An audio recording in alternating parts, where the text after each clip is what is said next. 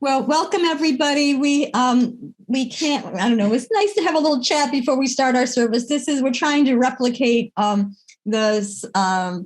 community Sunday services that we used to do in the Parish Hall, but now the service is starting, and so we invite you to mute while you peruse the order of service.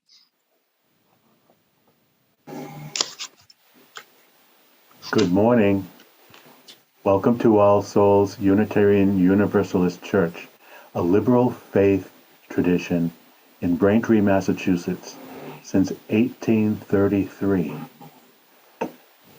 As Unitarian Universalists, we covenant to affirm and promote the inherent worth and dignity of all persons.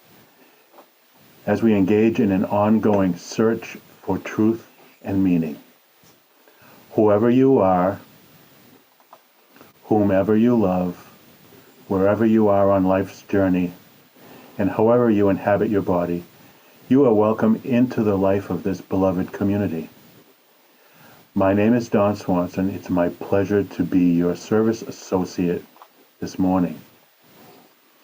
If you're visiting us for the first time or would like us to reach out to you, please click on the link provided in the chat to submit a connection card so we may follow up with you. Please remain muted during the service except during the sharing of joys and concerns and during the time designated for our group discussion. Our services are recorded except for our shared joys and concerns posted on our YouTube channel weekly. The discussion segment of our service will be recorded, but we can remove the segment in which you have spoken before it's posted on our channel upon request. If you would like to activate Zoom's closed caption feature, which I find really wacky, by the way, during the service, click the CC icon at the bottom of your screen and select Live Transcript. After the service, everyone is invited to stay online to attend our virtual coffee hour. Today's service format will be a Zoom adaptation of the less formal and more interactive Community Sundays we held monthly in our Parish Hall before the pandemic. This format was designed by the Sunday Service and Music Committee to make it easier for lay people to plan and present a Sunday service. We had originally planned to present one Community Sunday service every month, but the pandemic unexpectedly sent us online in March of 2020. Today's service is somewhat of an experiment as we try to adapt a stripped-down service with your interaction to the Zoom platform. We will be relying on your interest and willingness to share your thoughts and insights at the designated time in the service. You might want to grab a pen and paper to jot down your thoughts. Our chalice words this morning were written by Joanna Macy.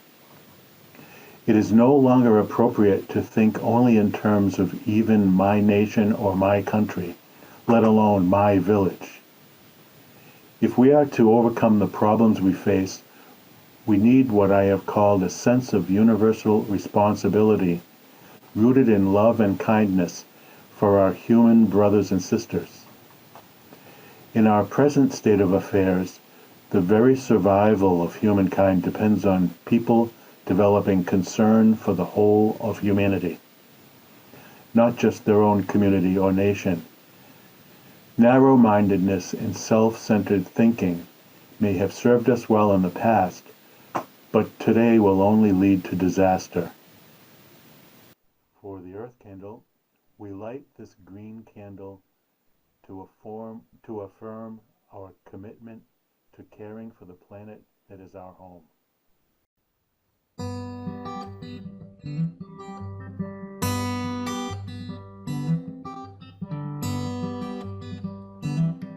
We covenant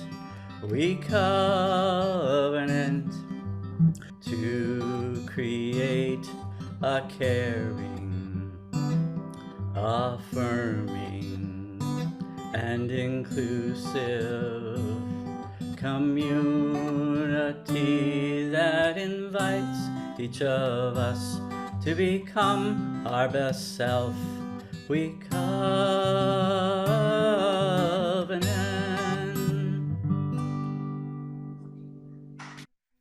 Each week, we take time to share our important joys and concerns, so all of us might help carry the burden and join in the celebration. If you wish to share an important sorrow or joy from your heart, I invite you to unmute your mic, tell us your name, and briefly share, or you may enter it in the chat where it will be read aloud for you.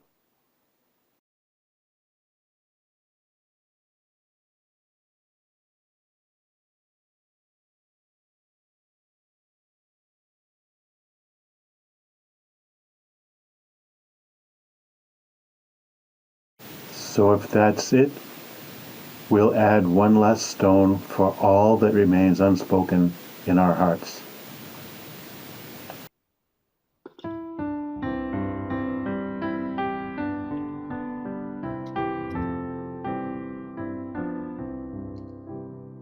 We are gathered in the Spirit, our bodies are apart, filled with joy and touched with wonder, separate hands but mingled hearts, giving thanks and singing praises for the love that calls us on from our many different places. We are gathered into one.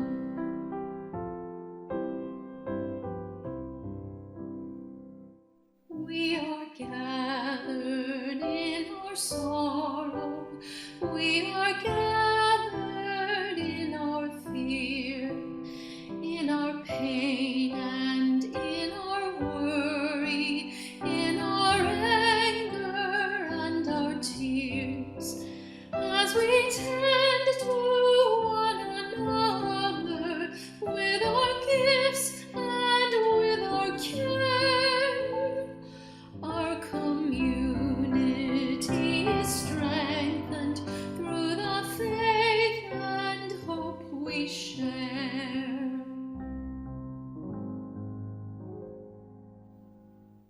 We are gathered in commitment to a planet that is home.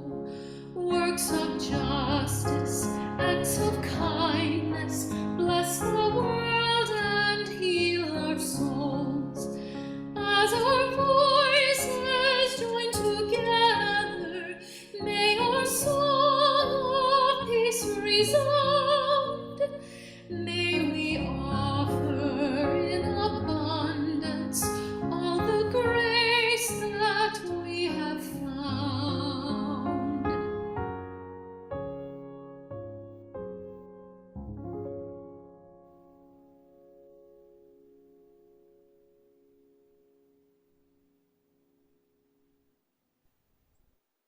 I don't know about you, but when I think of the word me, I have a tendency to think of myself as two entities.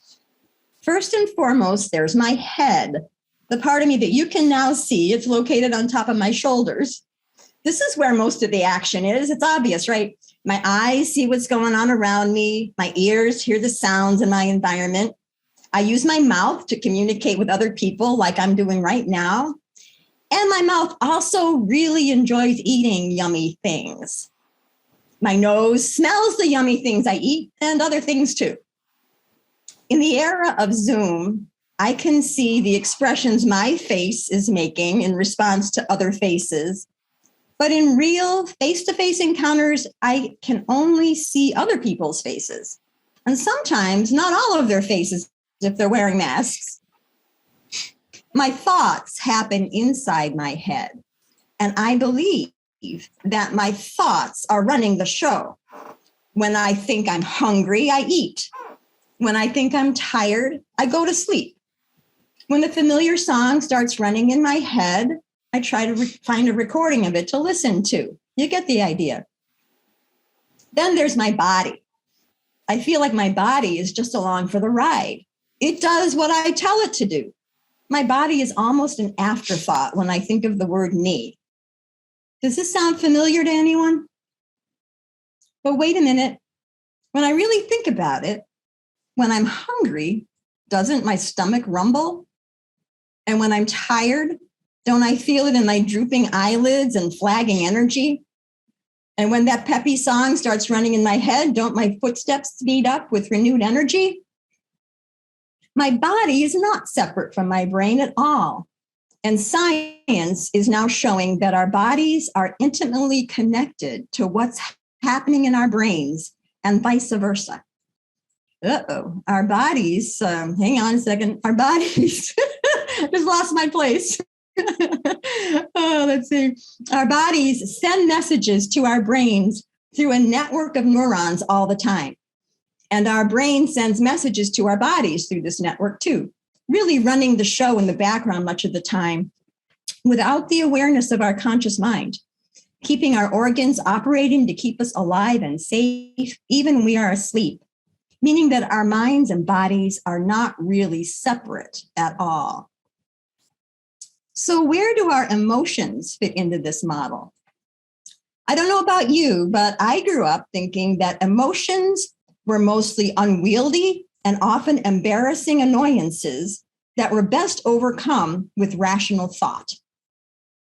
In my family of origin, there was very little emotional drama, except when my father would get so upset about something that he would use the word damn, causing any and all family members who were present to sit up and shut up.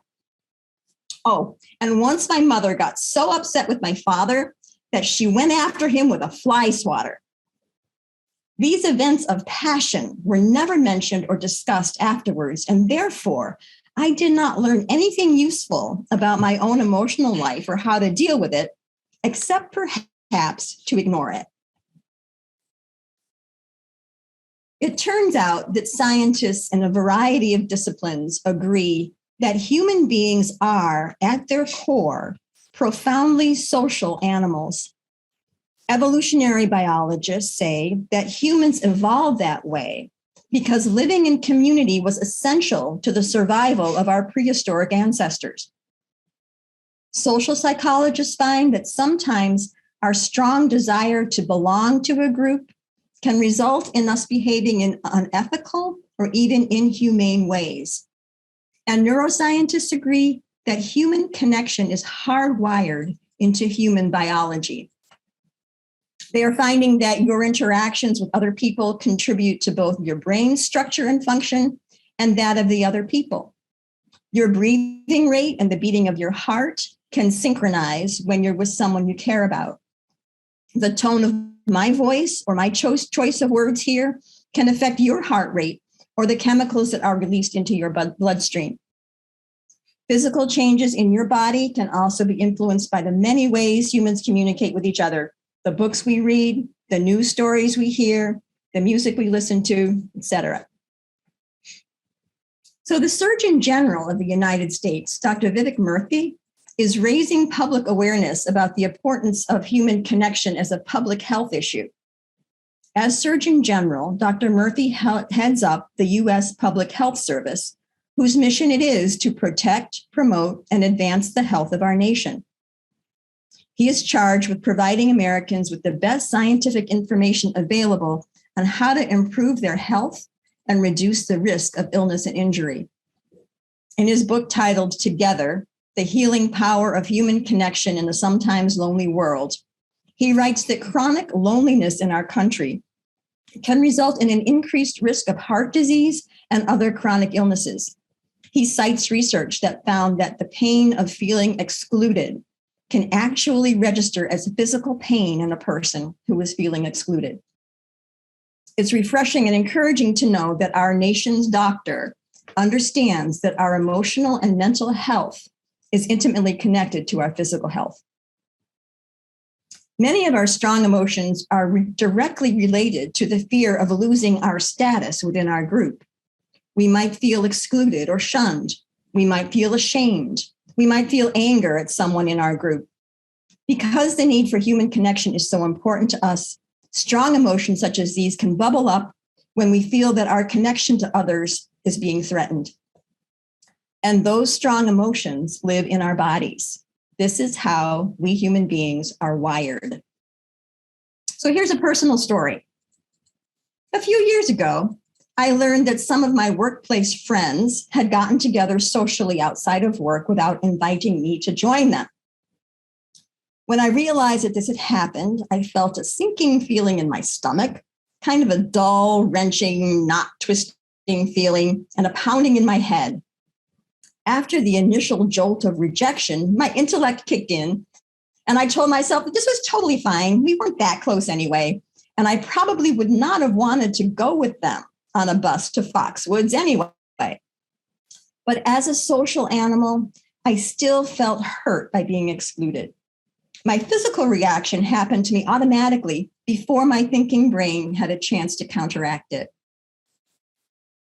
Here's another story. I was involved in finalizing the deed restriction between our church and our town. I had sent what I hoped would be the final draft to the mayor's office and legal counsel for their review, and had not received a response from their office for weeks. Wanting to move the process along, I sent an email inquiring about its status, mentioning the long time it was taking to get a response. A few days later, I was surprised to receive a telephone call at work from the mayor. He called to tell me that he did not appreciate the tone of my email. He felt it was disrespectful and inappropriate. When I understood that I was being scolded by a person in authority and someone that I respected, I felt my embarrassment or shame in my body. I felt a constricting force like a wave beginning in my head, around my temples, worked its way down through my shoulders, my chest, and right down to my belly, where it settled like a dead weight. In the midst of all these physical sensations, I apologized, assuring him that I had not intended any disrespect or to insult anyone. I'll bet each of you can recall times when you felt a strong emotion register in your body. It can be stressful, even painful, to recall such times. At least a decade has elapsed since these two events took place in my life, and my stories are pretty insignificant when compared to more painful emotional trauma. But even with that much time having passed and the relatively minor distress, isn't it amazing that I can still remember and even feel a twinge of the pain of feeling rejected by my coworkers or the flush of embarrassment of being dressed down by someone in authority? Neuroscientists have found that in small doses, your body can recover from stressful interactions such as these without damage to the brain or body. But when a person experiences constant stress without having a chance to recover over time, anything that could contribute to chronic stress can gradually eat away at your brain and cause illness in your body. Because it is Black History Month, I want to apply these concepts to the experience of our Black American cousins. As my guide, I am using a book titled My Grandmother's Hands by Resmaa Menakem. Menakem is a social worker and therapist who works with victims of trauma. He writes and speaks passionately about the need to address the physical effects that racially centered trauma has visited on Black bodies as well as white bodies. You don't have to dig very deep these days to find stories about the daily stress of being Black in America. Sadly, this week we've learned about yet another fatal shooting of a young Black man by police. Amir Locke, an overnight guest sleeping on a couch, was surprised in his sleep by a Minneapolis SWAT team with a no-knock warrant and was shot and killed by one of the officers. It must be exhausting to have to constantly be on guard against people who actively want to harm you because of the color of your skin, or to be subjected to a constant barrage of seemingly innocuous microaggressions from clueless white people. And certainly, the more we read about the history of slavery in our country and the years that Jim Crow laws were enforced in the South, the more we understand that these Black Americans were surely feeling fear in their bodies, feeling rejected by their home country, angry when they couldn't protect their family members from harm, those they were most connected to. We white people are also affected by the knowledge that yet another police killing has taken place in our country. When I first learned of this event on the evening news, I felt angry and frustrated and wanted to yell at somebody. The next day, as I silently read the news story in print, I could feel my upper body shrink inward as my shoulders and head dropped forward. In describing the impact of trauma on our bodies, Menachem refers to what he calls the soul nerve. The medical term is the vagus nerve, and it connects the brainstem with major organs in our body. The pharynx and larynx, trachea, all in our throats, our heart, our lungs, our stomach, our gut, and our spine. All these organs can be involved when we experience our deepest emotions like love, hope, fear, anger, dread, grief, and disgust. Sounds to me like the wave of emotion I described in my stories hit all those spots from my head down to my gut.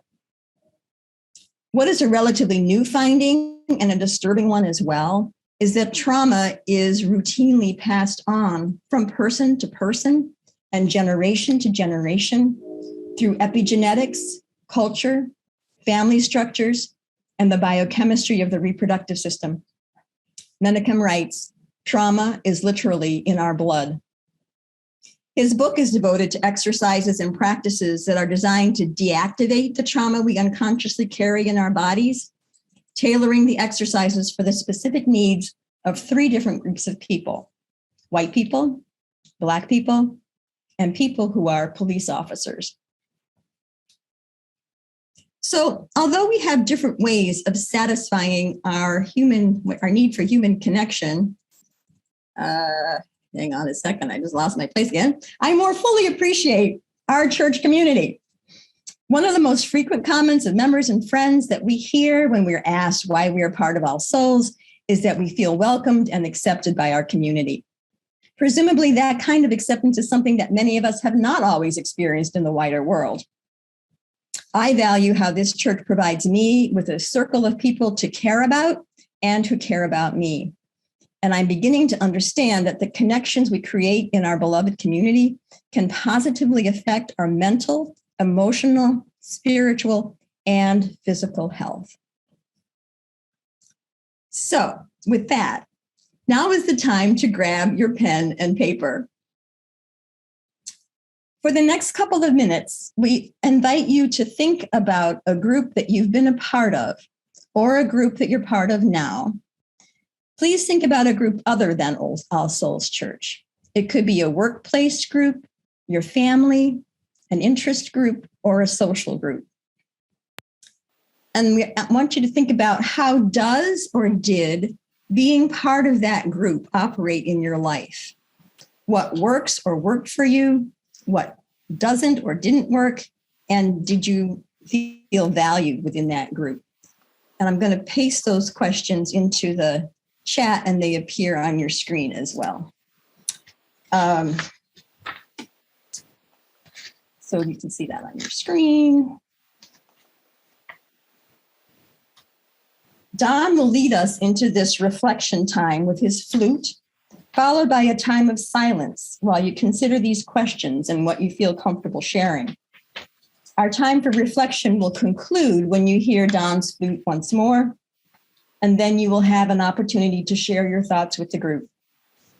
Again, if you prefer not to have your spoken words included in our final recording that will be posted on YouTube, please be sure to let Alicia or me know so it can be edited out of the final posting. Are there any questions? Then Don, I suggest you take it away. Bring us into this time of reflection.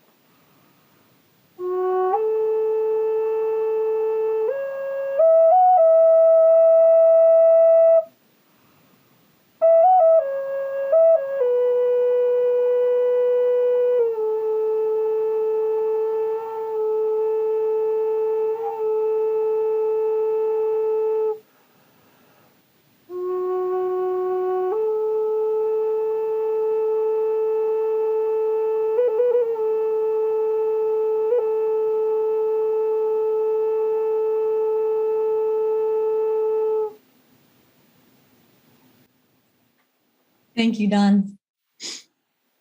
The hymn, We Laugh, We Cry, includes the line, we seek elusive answers to the questions of this life. We search for truth, equality, and blessed peace of mind. And then we come together here to make sense of what we find. This is our time to reflect on our own lives, to let our hearts and our spirits be stirred, and to share our journey with fellow travelers. You're invited to share from the heart, and it's an invitation to forego intellectual musings, but to only speak about your own life. I invite you to speak from your own experience, to listen to each other with gentleness and curiosity, without fixing or giving advice unless asked for, and to share one another's stories only with permission. To make sure that everyone can hear well, we ask folks to stay muted unless you are speaking or want to speak. We can now open this time of personal sharing and are eager to hear about the experience you've had with groups in your life. Would anybody like to start us off?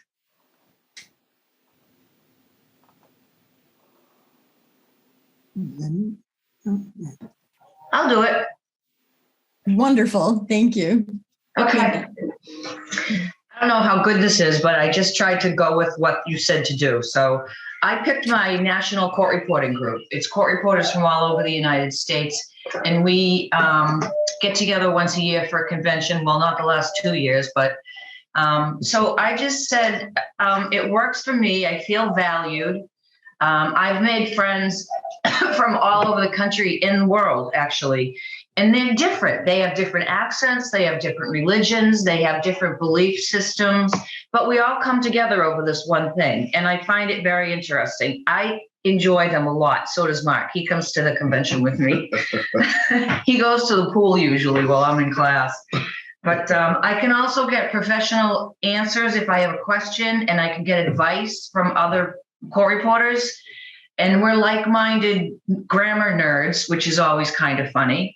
And yeah, that's kind of it. I don't know if that's what you were looking for, but.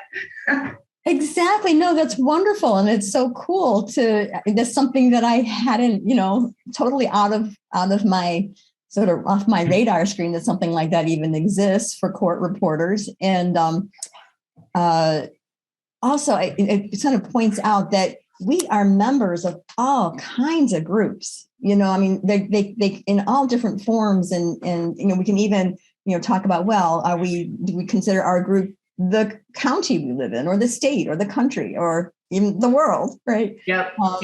It's all kind of, you can keep expanding those boundaries beyond what you might just think. And I'm a bit of a joiner too. So I belong to some groups. And when I started to write this, even Mark said, you didn't pick Rotary? Like, no. Although I would have said the same thing. No, that's encouraging. Well, it's good when group experiences are positive ones, That mine are. Yeah. Mark, were you saying something? No, I was just saying that I think the NVRA example is better because it's a much more diverse and widespread group than just the Braintree Rotary. That's all. A lot of Southern belles are in there too, let me tell you. Interesting. We have fun. Thank you for sharing. All right, I'm going to remute. All right. Somebody else would like to go? So I originally had created a list of what are the steps that I take when I'm going to join a group, and starts with an interest, and then I get involved. I'm a joiner as well, much like Linda. I feel connected or not, depending if the communication's going both ways. I offer my talents and help to others, and I receive feedback, knowledge, and talents from those to whom I'm offering mine. And then from there, of course, it goes, who knows which way, one way or the other. But funny, when Linda was speaking, one of the things that I had thought of when I first grabbed the paper is, well, I don't really have that many groups. I mean, I have my work group and HOA and All Souls, but I don't really join that many. And then when she's talking, I'm like, oh, Facebook groups? Oh yeah, I have lots of those. And so Facebook groups is another whole slew of things where it's people that have similar interests to me. And so I don't feel like an outcast. So there's a Wheel of Time. This is a book that I've been reading since 1992 or so. And so it's a huge, huge, huge series, and the TV show just came out. And so it's really cool because I remember saying to Nikki and Andy, oh my gosh, there's other people like me that live in this book. Like, it's not just me. I'm not weird. I'm like all these other people. And there's 1,000 groups just like that, but that's just one example. So yeah, that was an interesting thing that I got as an aha from Linda. I would be happy to do some. Okay. Go ahead, Lucy. Go ahead, Lucy. I originally had two things down, and I originally was going to talk about Professional Secretaries International, which is very much a situation that I don't know what her name is there, but anyway, she said it was a very good organization. But I'm going to erase that because that had all pluses, and I thought it would be nice to have something that didn't have a plus, and that was my summer employee one time when my children were very little at Ferry Beach. I worked as a housekeeper, and the pluses were great because I brought my kids with me. We had the whole summer in the coast of Maine. And I felt valued, believe it or not, making beds and cleaning potties and sweeping and washing floors. It was a wonderful community, and there were people coming in every week. It was a different group, so I met a lot of people. It was a super summer, except near the end, one of the campers that was there said that I had taken something, gone in his room and taken something from his room of value to him. And I was called into the president's office or whoever it was the manager's office. And what hurt me the most was that because I felt so valued and everybody was so good, I couldn't believe that my manager didn't say to this person, "Are you kidding?" It was very crushing for me because I felt undervalued at that point, and it took all the pleasure of that workplace away from me for a short time. That's it. I want to say something here just for a minute. Lucy was a great housekeeper. I was there that summer also, and she was terrific. But I will tell you about an experience I had. Very unexpectedly, I found myself going to college, and I was entering Crane Theological School at Tufts. A young kid right out of high school, entering a class of graduate male minister students. They'd all had their undergraduate degrees, been off to war, were back getting their graduate degrees. And there were two high school girls going to Crane Theological School to train to be religious educators. Well, we sat in their classes. I'm not just sure how Barbara felt. I know she was about as frightened as I was. But one day, as I stepped out of Minor Hall, there were three of the men were standing there talking about something, and I kind of slinked around them so that I wouldn't interrupt their conversation. And one of them reached around, took me by the waist, pulled me into their group and said, "Med, why are you so frightened? We love you." Well, that was an eye-opener to me, that they even knew my nickname.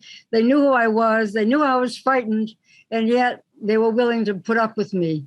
And I think I've carried that memory of those men, now all gone. But it's when I feel really lonely and put out and think I really can't do this, I remember that moment.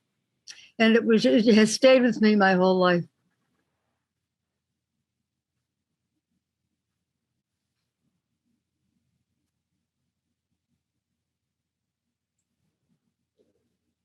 It's so interesting what moments, just what you said, Ned, they stay with us. These moments when you feel, in Lucy's case, demeaned or accused unfairly, and how awful that feels, and then feeling like, oh, I'm appreciated. Somebody knows that I'm worthy, that I'm worthy. Anyone else have a story they'd like to share? Diane. Hi, good morning. I just wanted to point something out, that the way we remember trauma, insult, or something unfortunate that happened, whether it was important or not, is that we may not always recall the exact words, even the exact situation, but we never, ever, ever forget the way we felt. That is what is important. And the reason for that is when we are insulted, or an email hits you wrong or something like that, well, even if it's face to face, your brain goes into emergency mode. And the brain is made that way to keep homeostasis. So it kind of negates and shuts down emergency. And that recall does not get into your memory, but the emotion will stay there. And you can recall the emotion, as it was pointed out here. You never forget that. And it's happened. It can't be erased. It can be mitigated, through apology or whatever. But that feeling, you always remember how you felt. So that's the way our brain is made. Thank you. Thanks, Diane. I just wanted to add to expand this, to the understanding that we're all built that way. That's the human physiology, and it's so basic. So when we try to look at what's fueling like some of the ultra right kinds of things going on, is that, in some cases, they may feel threatened. They may feel that their future is threatened, and it's a very basic, foundational kind of thing. And I think a lot of human behavior can be explained by this very basic emotion. Would anybody else like to share a story of, it could be a positive experience in a group or not so much? I'll share. Okay, Sarah. Most of you know my friend Mateo, and he created a group called Helping Hands Club. So it's a disability awareness group. And originally we started as a group on Massasoit Community College, and we moved off online, and we do hangouts, and we do stuff revolved around disability awareness. Not everybody in the group has a disability, but we bring awareness to that. We do like walks for autism and like Down syndrome, and we do support groups and stuff. So we support one another, and we have club officers and presidents and stuff like that. It's like a real club, and we do Zoom calls and stuff. So it's a positive experience I've had. I just wanted to share that. That sounds fantastic. And that idea that in a group, I realized that I was writing the service today, and what I said about valuing all souls is not just because I know that I am accepted and cared for, but that I have people that I care for. And that's a really important part of the church experience, of our church experience, is that it's two ways. It's two ways. And I am enriched by both directions. So, would anybody else like to share? I wrote a little something while we were sitting there. So I wanted to share that my group that I choose to highlight is my family, my little pod of my husband and me and our two children and their partners. And I value them because I feel like we shared, at least with our children, a very rich time during the time that they were growing up, and that they know probably more about both Tom and me than we. I mean, they know the most about us because they lived their life. We lived our life together for however many years it took for them to grow up, and when we get together, which doesn't happen enough, but when we do, it's always a time of great joy for me and Tom. And I don't know, it's just, I'm glad that we have that. Joe, would you like to share? Yes, thank you. So my story is that when I first started attending our church 16 years ago, I went with a group of members to what is called the Massachusetts Men's Gathering. We had at one point we had, I think, about 7 people connected with that church who went to the group, and it's out in the western part of the state. And for me, it was my first experience going to such a group. It was just all men, and it's men from different backgrounds, different orientations, and it's just grown into a place where even today, post-pandemic, we still gather. We haven't been gathering in person, but we still have been meeting online. We still have our regular, it's like a 3-day weekend type. We still have those virtually. And also we've been having virtual like check-ins and just saying hellos and stuff. So that's still happening. It's just an opportunity to meet some people I don't even know that live locally, and some people live, in different parts of the states, and even outside of the United States, some men have come and attended. So it's just been, in a way, kind of like a melting pot.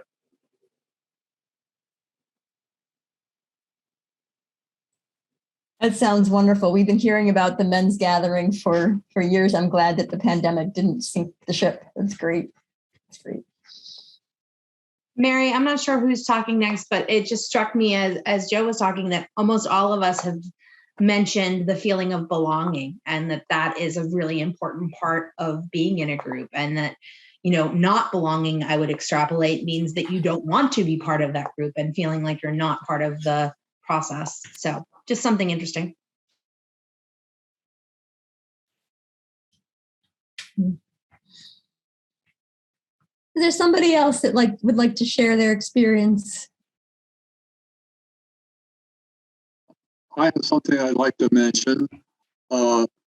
This has brought up a lot of thoughts, but a book that really revolutionized my life was a book called Feel the Fear and Do It Anyway by Susan Jeffers. I will put that information into the chat. By the way, can everyone hear me okay? Yeah. Okay. Yes. And basically it was how to, whenever you start to do something new, especially if it involves other people who might judge you, there is fear and you tend to not want to do it. This book tells you how to overcome those fears. It has the rules of fear and how to feel the fear and do it anyway.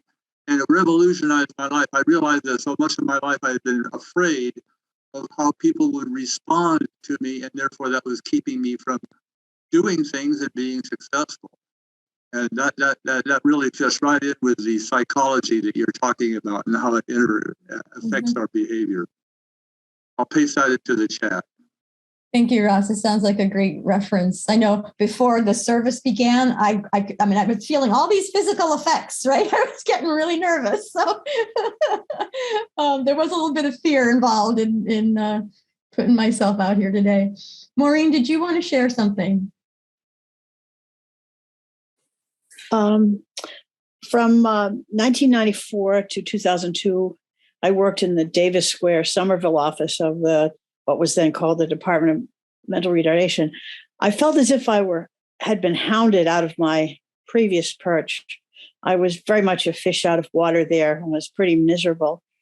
So soon after migrating to Davis Square, I realized it was a much more congenial place, that I quickly developed really good friendships there. We were a band of co-conspirators when necessary to steel ourselves against the administration. Even though we were all quite different, we just had a commonality of spirit, lots of fun, an intense workplace camaraderie, and also, new to me, frequent socializing. Some of us went to Iceland together. We spent a few weeks over the years in Maine at a lake.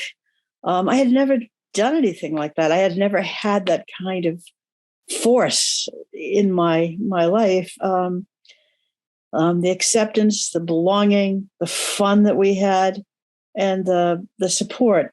During that time, Kate and I got married. We adopted Julie. Everybody was great. I used to bring Julie to work a lot. As time wore on, I needed to transfer to another assignment because they changed the type of work I was doing. And we still kept that, we didn't have the daily interaction, but we still, were very, very close. Two of the members of our group, both of whom were younger than us, have died subsequently, but I still feel a connection even now. And I'm just so grateful that set of circumstances fell into my lap.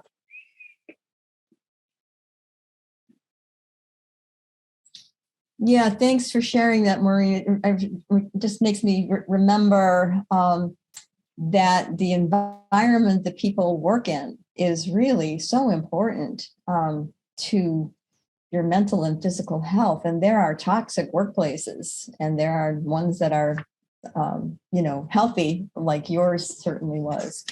But you don't always have, as a worker, you don't always have control over what your workplace environment is going to be. Anyone else like to share? Thank you so much. This has been really enriching. Lynn, did I see your hand waving? No. You're just scratching your ear? No. I have one other reference to offer. Okay. In December, Edward O. Wilson passed away. He at 92 years of age. He is the man who came up back in 1975 with the concept of sociobiology, which really talked about the genetics of human genetics and how it influences our behavior and determines our behavior. He wrote a book called Consilience, in which he tried to bring together all of human knowledge in a summary way. But he really focused on the deterministic aspect of life and of how basically saying that, well, it was a deterministic idea that you don't, it was sort of an idea that you don't really have free will, that you're determined by what happens around you and what is part of you. Anyway, I'll put in the reference to this book, but Edward O. Wilson and sociobiology is a very interesting concept, which if you haven't heard of it, it's worth looking into. Thank you, Ross. Also, I'll point out that on your order of service, the second page has a list of some of the resources that I have been looking at on this topic. And you can be grateful that I didn't try to cram all of that into this presentation, thanks to Don Swanson and the input of my daughter, who said, stay away from all the neuroscience. So I did. Maureen, did you want to say something else? Well, Mary, I just wondered, when you described your being chastised by the mayor, I felt a surge of protective instinct. And I thought, I'm mad at him for doing that. and I certainly would have, I would have felt humiliated, but more than anything, angry. Did you feel a sense of anger? No, I felt a feeling of shame. And it's funny because when I was going over this with my husband, with Tom, and he said the same thing. He said, I don't know what he was doing. He wasn't having a bad day, whatever. But see, what I don't know is I know that email can be very tricky when you put things in writing, and it can come off on the reader as something that you never intended. I never intended to sound snarky or disrespectful, but however I put those words together, it came off that way to the reader. And I would, I try to like pride myself on trying to, not insult anybody when I'm doing an email, but obviously I did not. And I must say that I know I had a glass of wine at the time that I hit send. So I'm thinking maybe my judgment was a little off. I wasn't, I was, so who knows? I did not say them to tell that to the mayor. I did not say, oh, by the way, I didn't know what I was doing. I was, But sometimes they have to think about what had happened to the mayor that day that it put him in the kind of mood he was in. That's the other side of it all. Right. Yeah. Absolutely. But it still sounds like his response was pompous. It does. Well, I just chose to take it on face value that something did not land well. And I actually had to hand it to him for calling me on it. If it, rather than like, bury it and kind of like, wow, that Mitchell is a real, she just, felt comfortable enough to pick up the phone and tell me what he thought about it. And I got to hand it to him for that. I wish that he had said to you, Mary, when I read this, I felt X, Y, and Z, Maybe he did. I don't remember what the exact words were. I remember the feeling, just like Diane had said. I remember how bad I felt. I'm just, I don't know. Maybe he did say that. I have no idea. So with that, I think I just want to leave us with the thought. Maybe I'm being repetitious, but I do think that understanding our own human emotions can help us understand everybody else that we share, every other human that we share the planet with. And I just think, and as I said before, like I was clueless about, the role emotions play. And I think that we all could, stand to, I certainly can stand to learn, understand more what's going on in my emotional life as it plays itself out in my body. So with that, Don, would you like to do our closing words? Sure. Thank you for listening and sharing. As we close today's service, I invite you to support the work and outreach of our church by donating to All Souls Church this morning. You can follow the link in the chat to donate online or mail your check to the P.O. box pasted there. I leave you with these words from Kofi Annan, the 7th Secretary General of the United Nations and co-recipient of the 2001 Nobel Peace Prize. We may have different religions, different languages, different colored skin, but we all belong to one human race.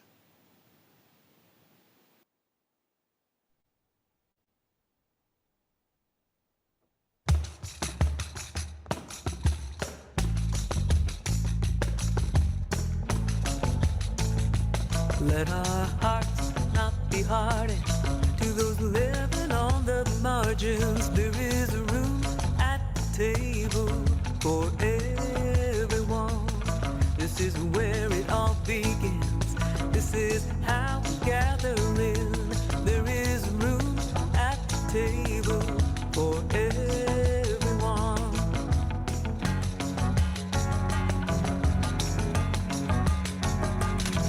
Too long we have wandered, burdened and undone, but there is room at the table for everyone.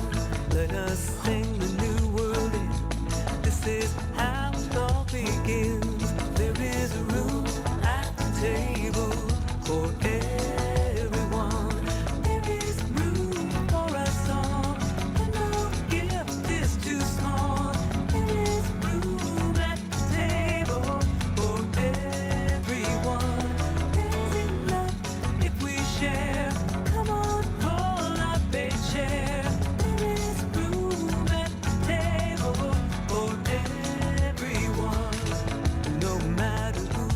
are.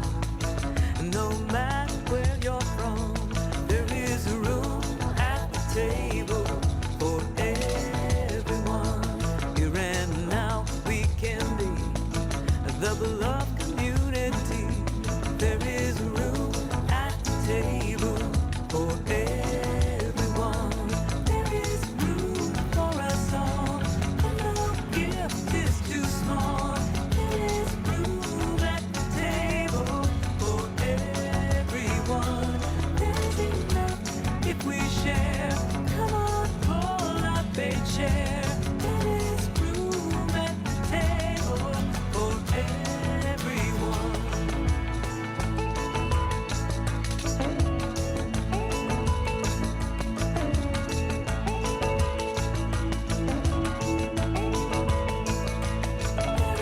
Room for us all. No gift is too small. There is room at the table for everyone. There's enough if we share. Come on, pull up a chair. There is room at the table for everyone. Let our hearts not be hardened to those living on the margins. There is a room at the table for everyone. This is how we gather in for everyone.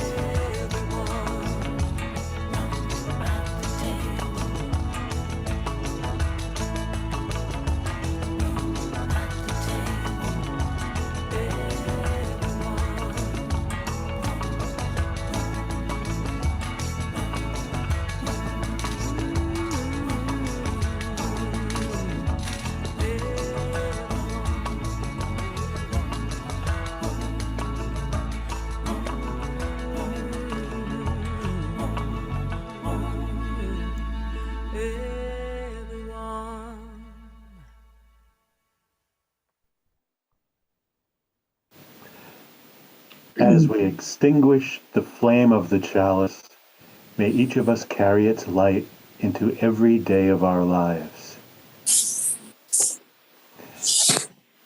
And I'd like to give special thanks to our participants in this morning's service.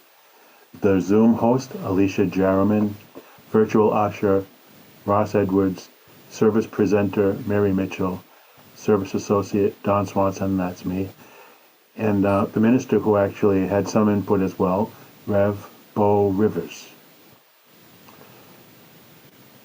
And our upcoming events include Connection Circles, 4 p.m. on Tuesdays, open conversation, 10 p.m. on Fridays. The next one will be 2/11. A human interest story with Maureen. The Service and Music Committee, 6 p.m. Monday, February 7th. Social Action and Environmental Committee, 7:15 p.m. Tuesday, February 8th. Guest Minister Liaison Orientation, 7 p.m. Wednesday, February 9th. And are there any other announcements that people want to make? I just want to say that guest minister orientation thing is really an exciting opportunity for people who want to interact with our guest ministers each month and help them communicate with us about what their order of service is going to be. And it's something that Reverend Bo has been doing, but that we would like to involve our membership in that process. So please come if you're at all interested and willing. And now I invite you to stay on screen for our virtual coffee hour. Thank you for being with us and have a great week.